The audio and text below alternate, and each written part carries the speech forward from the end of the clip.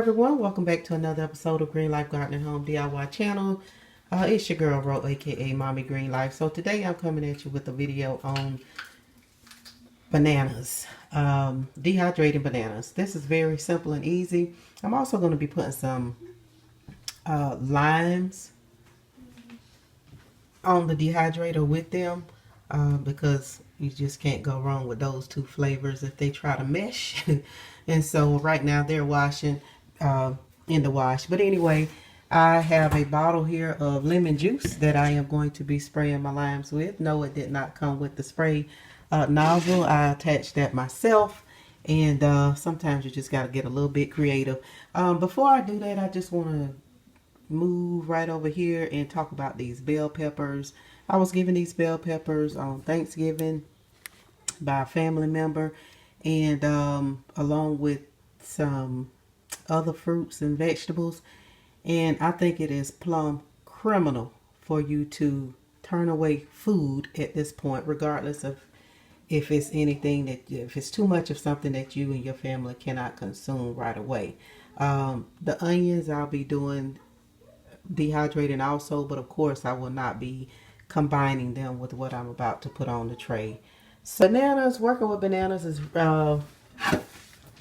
relatively easy because all we're going to be doing is cutting them up into whatever pieces you want.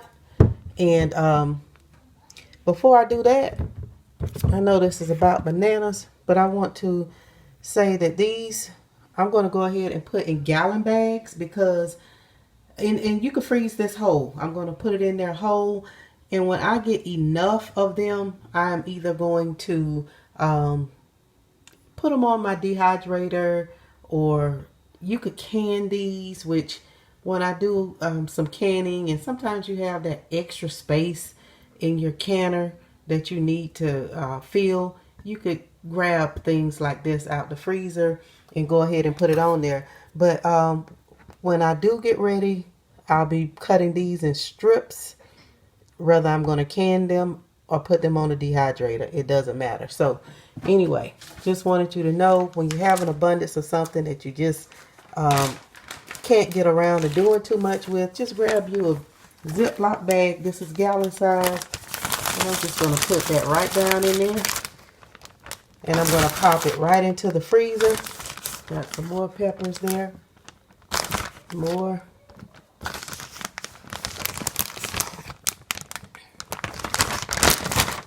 And believe it or not, when I get ready to can these, I could thaw them out, cut them up, and can them, vacuum seal back, put them in a vacuum bag, whatever.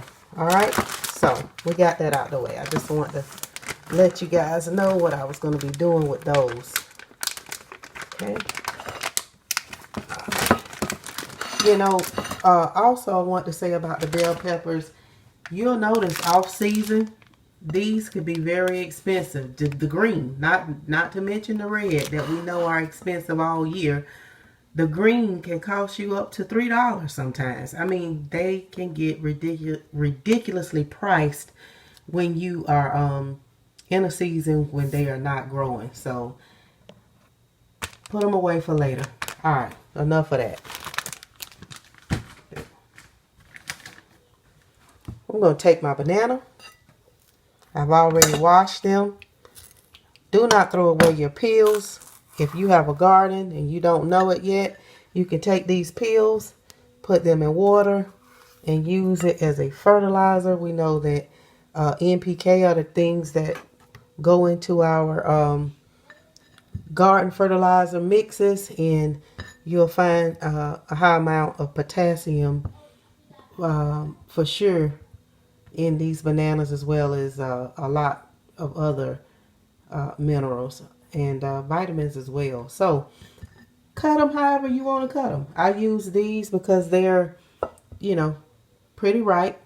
You can use some that are not so ripe, and it just depends on you. So I'm going to cut mine at this angle, not too thin, not too thick. because we want everything to dry and we want them to dry evenly. And after I cut these, I'm going to spritz them with my lemon juice. And that's going to help lock in the color for me. I'm going to lay them on my dehydrator racks and set my temperature for about 125, 130.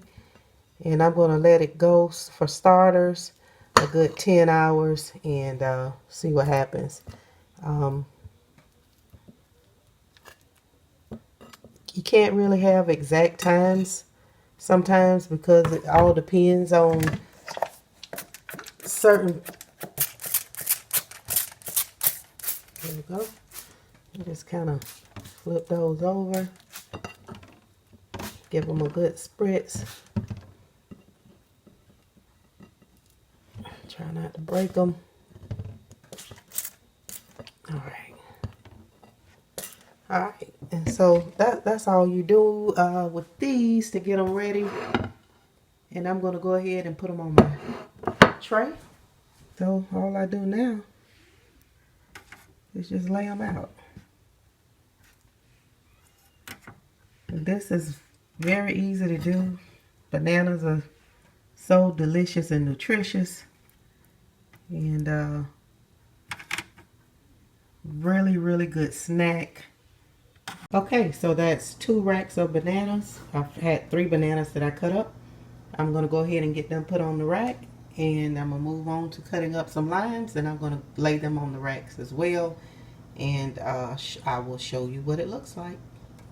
These are my limes all washed and ready to go. I bought this bag of limes on reduced sale. And you can see that they're trying to fade out a little bit. That's okay with me.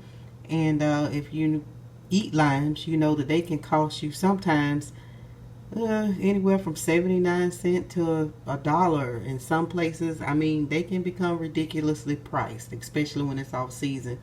So I'm going to go ahead and get these sliced up, and I'm going to lay them on the trays. I went ahead and pulled my mandolin out for these, and that way you can get a much more. Okay, sorry that my phone went out in the middle of me slicing those limes. But anyway, I want to show you something. The bananas and the limes have been drying now for about over 12 hours maybe. But you'll notice that some of these are wanting to stick. You know, I could get them up, but it's going to take a little bit of work.